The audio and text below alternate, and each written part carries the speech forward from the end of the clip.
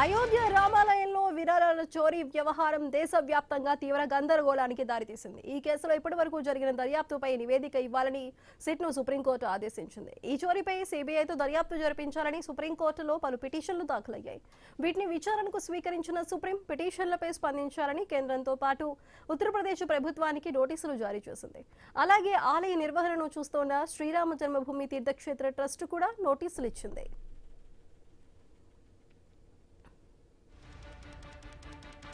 సిట్లో భాగమైన సభ్యుల వివరాలను కూడా నివేదికలో ప్రస్తావించాలని సుప్రీంకోర్టు ప్రధాన న్యాయమూర్తి జస్టిస్ సూర్యకాంత్ నేతృత్వంలోని కోర్టు తన ఆదేశాల్లో పేర్కొంది. ఉత్తరప్రదేశ్ ప్రభుత్వం తరపున సొలిసిటర్ జనరల్ తుషార్ మెహతా వాదనలు వినిపించారు. దర్యాప్తునకు సంబంధించిన స్టేటస్ రిపోర్ట్ను సీల్డ్ కవర్లో సమర్పిస్తామని కోర్టుకు వెల్లడించారు. ఆ నివేదికను తమకు కూడా ఇవ్వాలని పిటిషనర్లు కోరగా ఆ అభ్యర్థనకు వ్యతిరేకంగా మెహతా వాదించారు. దీనికి సుప్రీంకోర్టు స్పందిస్తూ ప్రజలకు చట్టం తెలుసని, ఎలాగైనా వారు ఆ రిపోర్ట్ను చూస్తారని స్పష్టం చేసింది.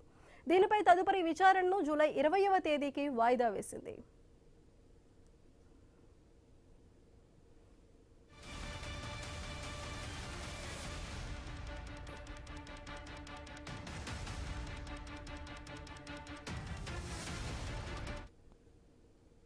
అయోధ్యలోని శ్రీరామ జన్మభూమి తీర్థక్షేత్ర ట్రస్ట్ రామ మందిర ప్రధాన కార్యనిర్వహణాధికారి పదవికి దరఖాస్తులను ఆహ్వానించింది.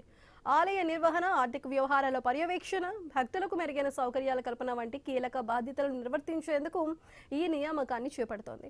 దరఖాస్తుల స్వీకరణకు జూలై 18 సాయంత్రం 4 గంటల వరకు గడువు నిర్ణయించారు. అయితే ఈ పదవికి దరఖాస్తు చేసుకునే అభ్యర్థుల వయసు 50 నుంచి 70 సంవత్సరాల మధ్య ఉండాలని పేర్కొన్నారు. ప్రభుత్వ శాఖలు, ప్రభుత్వ రంగ సంస్థలు లేదా ప్రముఖ సంస్థల్లో కనీసం 20 సంవత్సరాల పరిపాలన అనుభవం ఉండటంతో పాటు గుర్తింపు పొందిన విశ్వవిద్యాలయం నుంచి బ్యాచిలర్ డిగ్రీ కలిగి ఉండాలన్నారు.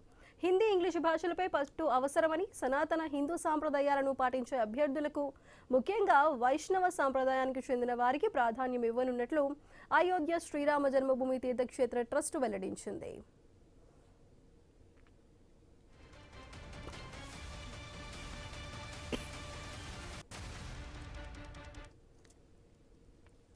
అయోధ్య రామాలయంలో విరాళాల చోరీ వ్యవహారం దేశవ్యాప్తంగా తీవ్ర గందరగోళానికి దారితీసింది.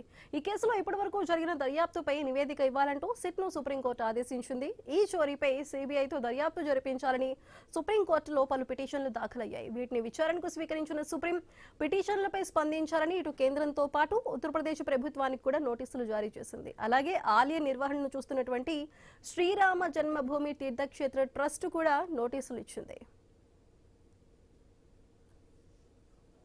అది దీనికి సంబంధించి పూర్తి డీటెయిల్స్ మా న్యూస్ కరెస్పాండెంట్ రాము అందిస్తారు. సో రాము, ఇటు సిట్కి సంబంధించి భాగమైనటువంటి సభ్యుల వివరాలను కూడా నివేదికలో ప్రస్తావించాలంటూ సుప్రీంకోర్టు ప్రధాన న్యాయమూర్తి కూడా వెల్లడించారు. సో ఓవరాల్ గా ఓ పక్కన విచారణ జరుగుతుంది, అదేవిధంగా ఓ పక్కన ఈ ట్రస్ట్ బోర్డుకి సంబంధించిన నియామకం కూడా జరుగుతుంది. ఓవరాల్ గా ఏ విధంగా ఉండబోతుంది?